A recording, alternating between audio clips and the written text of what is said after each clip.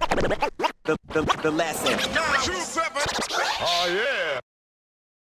In 2009, you were charged with attempted murder. Murder, yeah. Now, can you talk about that? And the first question I've got was, is the incident something that happened while you were in prison, or did you get out for a little bit and then that's when you've been charged? Yeah, so what actually happened was, I know this is all a bit confusing, like for yourself and anyone that will listen to it, but so when I went to Ashley's that last time, escaped again, then got sent to the remand centre, then we've had these riots, then I ended up going to the prison, the main prison after that big riot. But to put it simply, I got locked up when I was, 17 and 4 months or whatever, and I didn't get back out again until I was 18 and 3/4 or something. I done like 15, 16 months. So between Ashley's for a month or however long it was before we escaped and I got sent to the remand centre and then the prison, in total I ended up doing 15, 16 months on remand for crimes that I was ultimately found not guilty of, but I still got sentenced for an assault that happened while I was in prison. The first little riot where I smashed all my shit and everything, the 2 escapes, and something else. But what actually happened was they hadn't, at this point, I still wasn't free of all these charges. So what actually happened was I'd been on remand for all that time with no trial, no hearing, no nothing. I'd just pled not guilty to everything. That was the only legal formality that had taken place. So I do the 15, 16 months on remand, having only escaped once or twice between that period. And then, I get granted Supreme Court bail because they're like, oh, he's not going to get a trial for at least another 12 to 18 months, could be 2 years. So I would have been kept on remand for 3.5 years for something that I hadn't even been found guilty of. And I was given Supreme Court bail, charged with the aggravated armed robbery, the robbery of the worker at the detention centre, the ram raids, the cars, the burnings of the vehicles, all that shit. And then I was out 6 days and unfortunately and tragically someone's life was taken and I ended up being charged with that murder along with 4 others. So you got charged, so you and 4 other people were charged with that one murder? Yep. And can you detail what it is that they were saying happened? Who? The prosecution? Correct. The prosecution's case, in simple terms, was that a car load of males were driving erratically around the suburb and they were running over people's wheelie bins, swerving at oncoming cars, just doing erratic things that, you shouldn't be doing.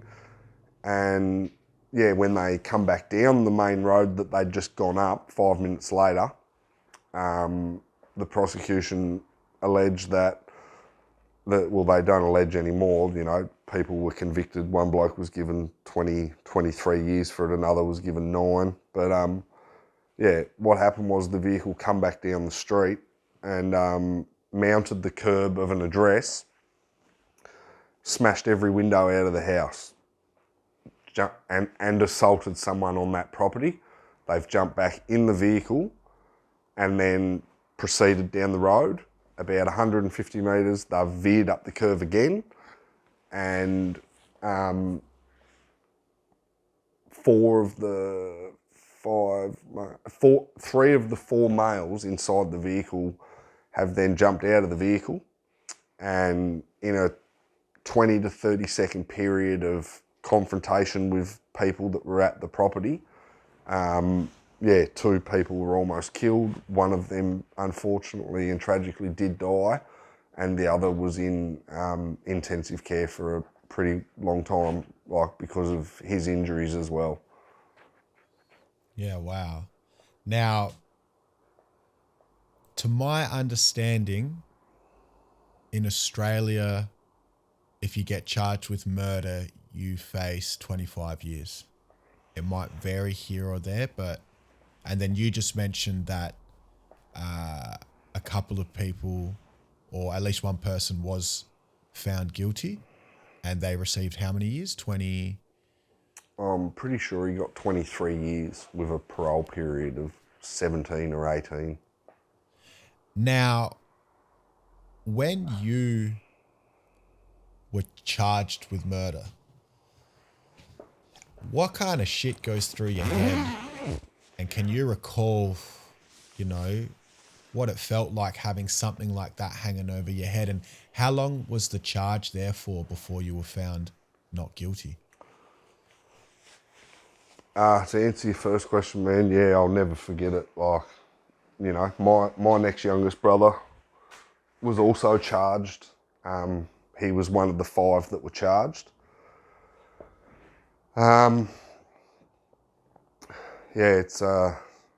It's hard to explain without going into massive detail, because obviously all 5 of us that were charged were known to each other. But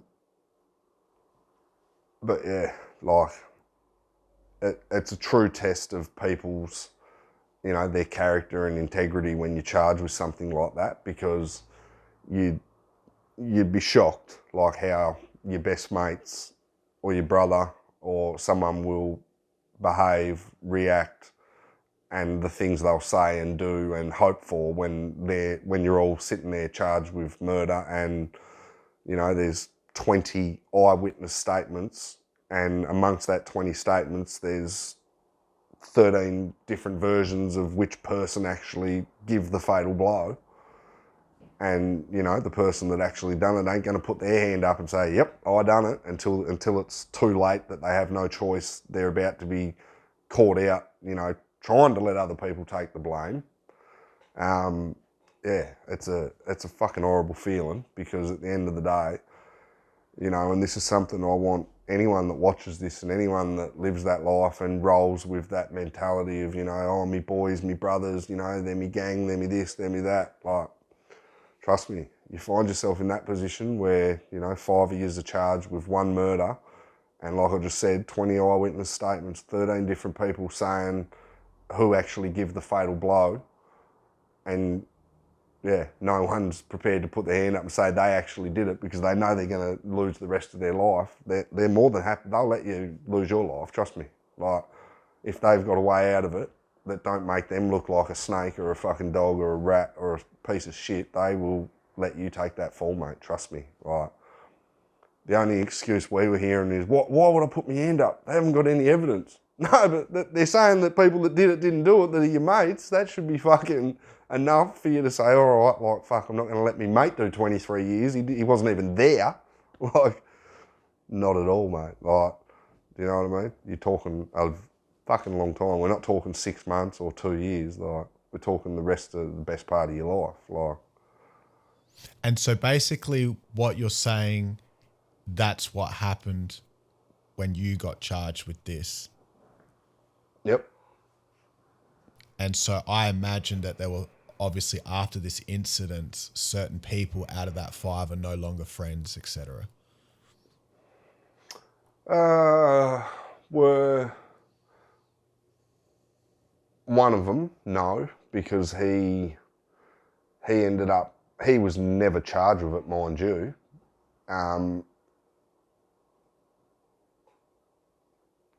He was never charged with it because he became the Crown witness in the case. So he was actually in the car.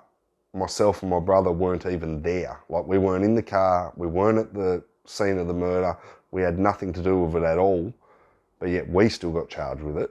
Someone that was actually in the car and give the police his statement the day of the murder or the day after, which clearly exonerated myself and my brother and put everyone else that was in the frame clearly in the frame.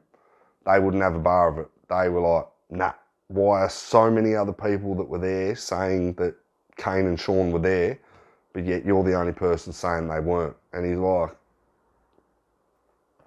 but I can answer that. That's what happens when you've got a bad name and people put your name with things like that, violence and extreme violence and bad shit, you know what I mean? People just, your name just comes with it hand in hand. Like, my situation personally was unfortunate because someone that I'd had a disagreement with and had assaulted before was actually at the property, and he was the one and only person saying that he seen me, but he didn't, and he will acknowledge that to this day, that he never seen me. He just thought it was me. When the car pulled up, he never actually identified anyone, not even the people that were really there, because he never seen anyone. He ran. Like, as soon as the car pulled up, he ran. Like. So then of those 5 people that were charged, one of them got the 23 years and the other 4 were like, that was it for them. They had, they were released. So 5 people were charged. There was myself, my brother, and 3 others. One of them got 23 years and one of them got 7 or 9 years. The 23 years was for giving the fatal blow, obviously. The 7 years was for the second male that was put in intensive care. And that's, that's the one thing that I'd just like to really get out there out of all of this, is that, someone lost their brother, their father, their best friend, and, it was purely out of senseless, drug-fueled violence. Like, there was no need for it. And, although it ruined a lot of lives, mine included, I think it's not something that shouldn't be talked about. It's something that everyone should learn from, especially people out there, like I just said a minute ago, living that life thinking that, crime and the whole criminality image and the whole gang shit. Like, I know a lot of people look at me and they think, oh, have a listen to Pretty Boy over here thinking he knows what he's talking about, but I do. Like, that's the funny thing, I do. Like, I've been through some shit. Like, it may not look like it just by looking at me in the eye or seeing me sitting in this chair, but trust me, like, I've seen things that people can't begin to imagine, man. And, my goal now is to help spread that message that, you know what I mean? Like, it's all good and well when you're young and you're having fun and whatnot, but like, as soon as you start talking prison and serious time, it's not only us that suffer. It's our families, it's our friends, it's our loved ones, it's everyone else. Like, and it's not worth it. Like, at the end of the day, it is not worth it. Like, I'd sooner be free, happy, and have nothing than be in prison, rich, and loaded. Like, if you were charged for that in 2009, how long did it take for them to find you not guilty, and how is the feeling of that verdict for you? So it all happened at once. That was the weird thing, because I was still charged with the aggravated armed robbery, the robbery of the Ashley worker, the ram raids, the car thefts. I'm still charged with all this shit. And the problem was, because I'd been charged with one thing for so long, and, I'm escaping, I'm assaulting other prisoners, I'm participating in riots, there's so much going on before my final court date that by the time I did get there, I was, it was a shit show trying to deal with it all. Like, my brother and myself were actually with the murder, along with my other charges, were found to have no case to answer, which was, you know, like I said, it's not about myself or my brother or anyone that done any time for something they didn't do. Like, someone lost their life at the end of the day, but all the police had to do was go back and re-question 2 witnesses.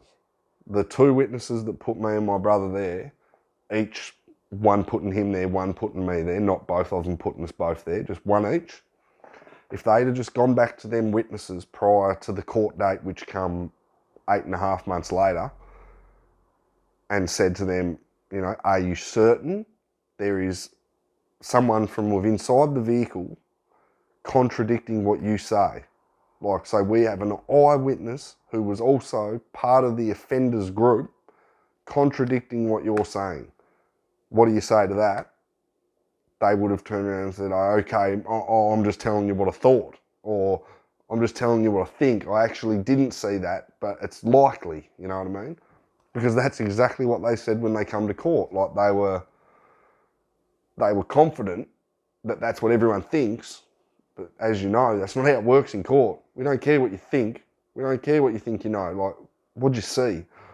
None of them seen us. Like, that wasn't the issue. The issue was the police could have fixed that before we done 9 months in prison. Like, and myself and my brother were like the second and third, or first and second or something, men in Australia to be charged, bailed with murder, because the trial still had to go ahead for the others, and we were going to be cleared of the charges. What they couldn't do, or what the others' lawyers argued and we agreed to, was that we'd be bailed, charged with the murder, pending the outcome of the trial, because if we didn't agree to it, there was no other option but to keep us in custody until the trial was finished, so as not to tarnish the image of the other people charged with it. Because if you put up these big headlines, 5 people charged with murder, and then 9 months later you say 3 people charged with murder going to trial, everyone wants to know, why aren't the other 2 there?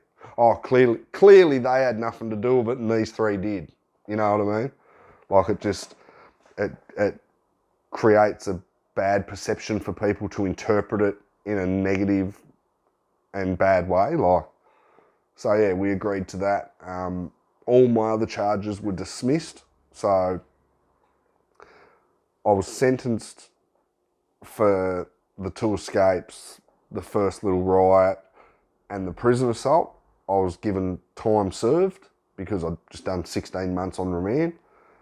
The armed robbery, the ram raids and the car thefts and the burnings of the cars and all that stuff were dismissed. And we were bailed, charged with murder. So, yeah. Yeah, right. Okay. And then so when you've been given bail, even though you've been charged with murder, from that point, how long was it until they said not guilty, it was all done, and how did that feel?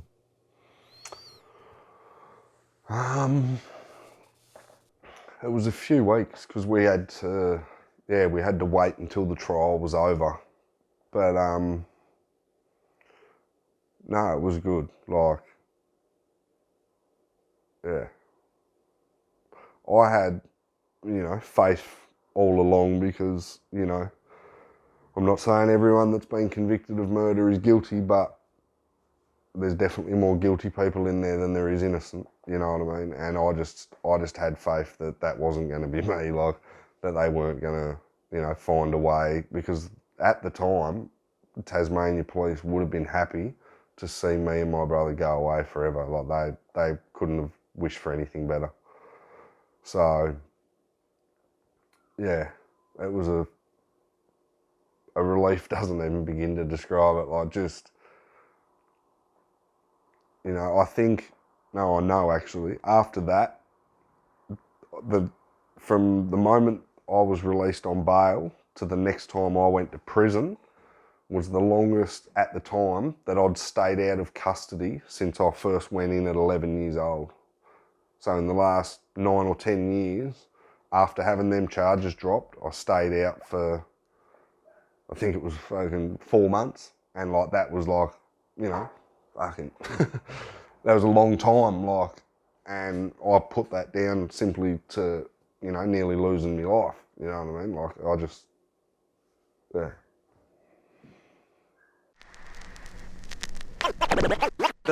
The lesson. 927. Oh, yeah.